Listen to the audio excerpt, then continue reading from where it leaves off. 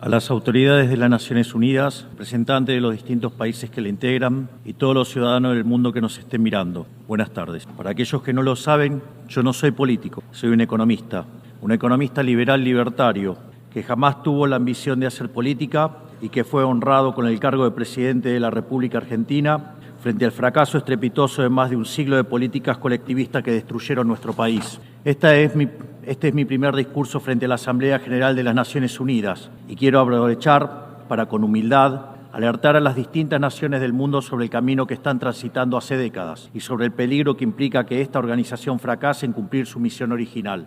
No vengo aquí a decirle al mundo lo que tiene que hacer, vengo aquí a decirle al mundo, por un lado, lo que va a ocurrir si las Naciones Unidas continúan promoviendo las políticas colectivistas que vienen promoviendo bajo el mandato de la Agenda 2030 y por el otro, cuáles son los valores que la nueva Argentina defiende. Quiero, sí, comenzar dando crédito cuando el crédito corresponde. La Organización de Naciones Unidas nace del horror de la guerra más cruenta de la historia global, con el objetivo principal de que nunca volviera a ocurrir.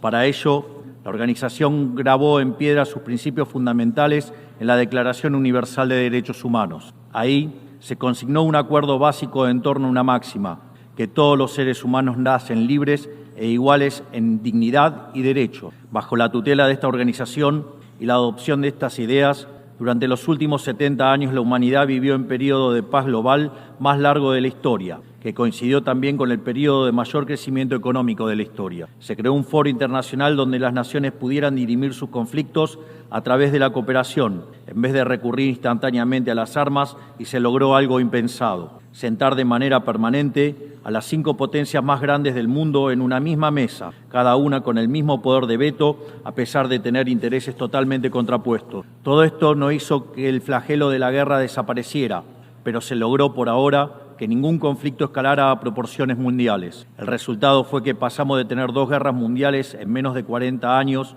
que en conjunto se cobraron más de 120 millones de vidas, a tener 70 años consecutivos de relativa paz y estabilidad global, bajo el manto de un orden que permitió al mundo entero integrarse comercialmente, competir y prosperar. Porque donde entra el comercio no entran las balas, decía Bastiat. Porque el comercio garantiza la paz, la libertad garantiza el comercio y la igualdad ante la ley garantiza la libertad. Se cumplió, en definitiva, lo que consignó el profeta Isaías y se lee en el parque cruzando la calle. Dios juzgará entre las naciones y arbitrará por los muchos pueblos. Forjarán sus espadas en rejas de arado y sus lanzas en podadoras. Nación no tomará espada contra nación. Nunca más conocerán la guerra. Esto es lo que ha ocurrido mayormente bajo la tutela de las Naciones Unidas en sus primeras décadas. Y por eso, desde esta perspectiva, estamos hablando de un éxito destacable en la historia de las naciones que no puede ser soslayado. Ahora bien, en algún momento, y como suele ocurrir con la mayoría de las estructuras burocráticas que los hombres creamos, esta organización dejó de velar por los principios esbozados en su declaración fundante y comenzó a mutar. Una organización que había sido pensada esencialmente como un escudo para proteger el reino de los hombres, se transformó en un leviatán de múltiples tentáculos que pretende decidir no solo qué debe hacer cada Estado-nación, sino también cómo deben vivir todos los ciudadanos del mundo. Así es como pasamos de una organización que perseguía la paz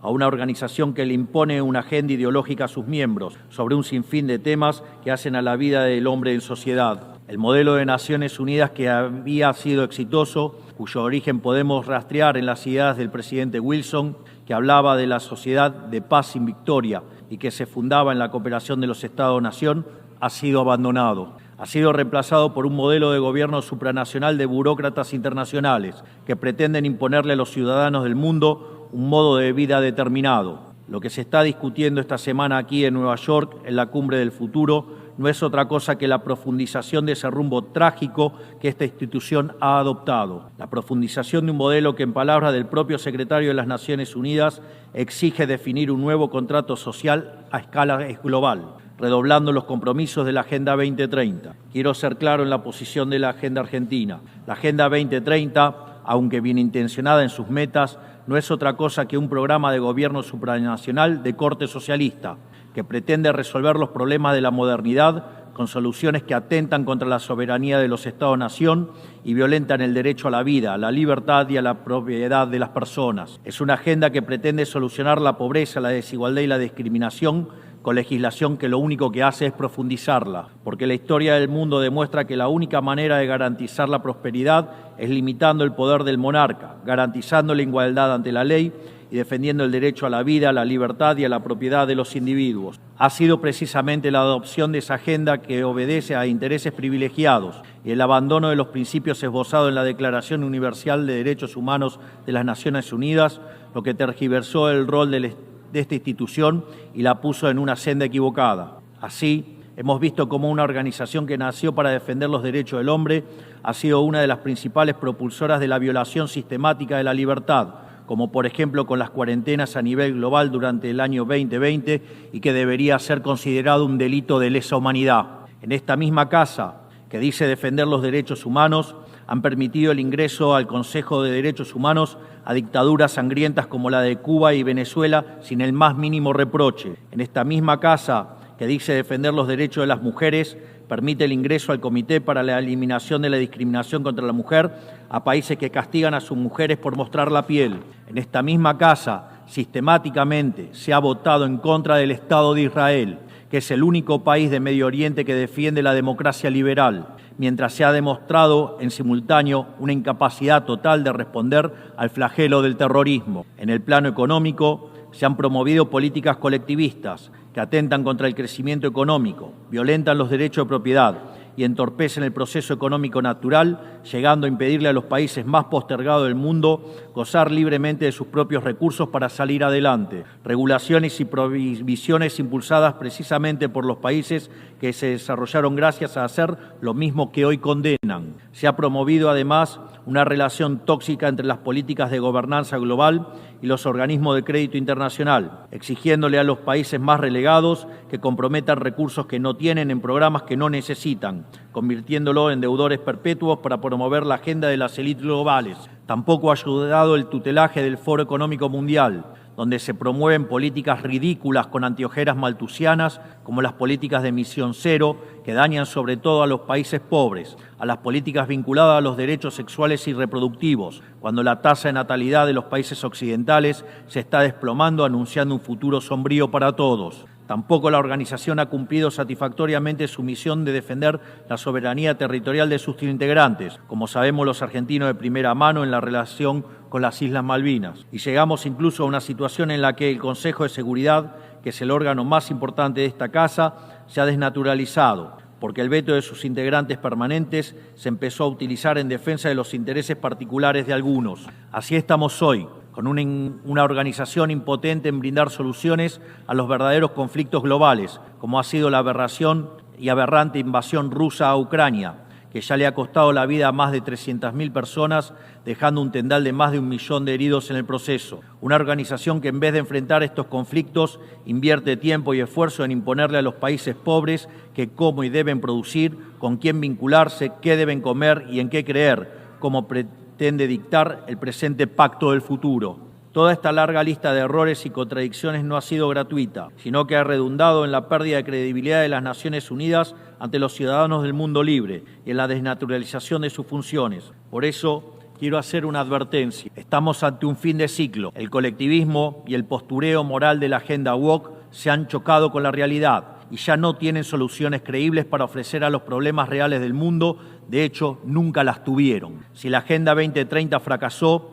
como reconocen sus propios promotores, la respuesta debería ser preguntarnos si no fue un programa mal concebido de inicio, aceptar esa realidad y cambiar el rumbo. No se puede pretender persistir en el error redoblando la apuesta de una agenda que ha fracasado. Siempre ocurre lo mismo con las ideas que vienen de la izquierda. Diseñan un modelo acorde a lo que el ser humano debería ser, según ellos, y cuando los individuos libremente actúan de otra manera, no tienen mejor solución que restringir, reprimir y coartar su libertad. Nosotros en Argentina ya hemos visto con nuestros propios ojos lo que hay al final de este camino de envidia y pasiones tristes, pobreza, embrutecimiento, anarquía y una ausencia fatal de libertad. Todavía estamos a tiempo de apartarnos de ese rumbo. Quiero ser claro con algo para que no haya malas interpretaciones. La Argentina, que está viviendo un proceso profundo de cambio en la actualidad, ha decidido abrazar las ideas de la libertad. Esas ideas que dicen que todos los ciudadanos nacemos libres e iguales ante la ley, que tenemos derechos inalienables otorgados por el Creador, entre los que se encuentra el derecho a la vida, a la libertad y a la propiedad. Esos principios que ordenan el proceso de cambio que estamos llevando adelante en la Argentina son también los principios que guardarán nuestra conducta internacional a partir de ahora. Creemos en la defensa de la vida, de todos. Creemos en la defensa de la propiedad, de todos. Creemos en la libertad de expresión, para todos. Creemos en la libertad de culto, para todos. Creemos en la libertad de comercio, para todos. Y creemos en los gobiernos limitados, todos ellos. Y como en estos tiempos lo que sucede en un país impacta rápidamente en otros, creemos que todos los pueblos deben vivir libres de la tiranía y la opresión, ya sea que tome forma de opresión política, de esclavitud económica o de fanatismo religioso. Esa idea fundamental no debe quedarse en meras palabras, tiene que ser apoyada en los hechos, diplomáticamente, económicamente y materialmente, a través de la fuerza conjunta de todos los países que defendemos la libertad. Esta doctrina de la nueva Argentina no es más ni menos que la verdadera esencia de la Organización de las Naciones Unidas, es decir, la cooperación de Naciones Unidas en defensa de la libertad. Si las Naciones Unidas deciden retomar los principios que le dieron vida y volver a adaptar el rol para la que fue concebida, cuente con el apoyo inclaudicable de la Argentina en la lucha por la libertad. Sepa también que la Argentina no acompañará ninguna política que implique la restricción de las libertades individuales, del comercio ni la violación de los derechos naturales de los individuos. No importa quién la promueva ni cuánto consenso tenga ese instituto. Por esta razón, queremos expresar oficialmente nuestro disenso sobre el Pacto del Futuro firmado el día domingo e invitamos a todas las naciones del mundo libre a que nos acompañen, no solo en el disenso de este pacto, sino en la creación de una nueva agenda para esta noble institución, la agenda de la libertad. A partir de este día, sepan que la República Argentina va a abandonar la posición de neutralidad histórica que nos caracterizó y va a estar a la vanguardia de la lucha en defensa de la libertad, porque como decía Thomas Paine, aquellos que desean cosechar las bendiciones de la libertad deben como hombres soportar la fatiga de defenderla. Que Dios bendiga a los argentinos y a todos los ciudadanos del mundo y que las fuerzas del cielo nos acompañen. ¡Viva la libertad, carajo! Muchas gracias.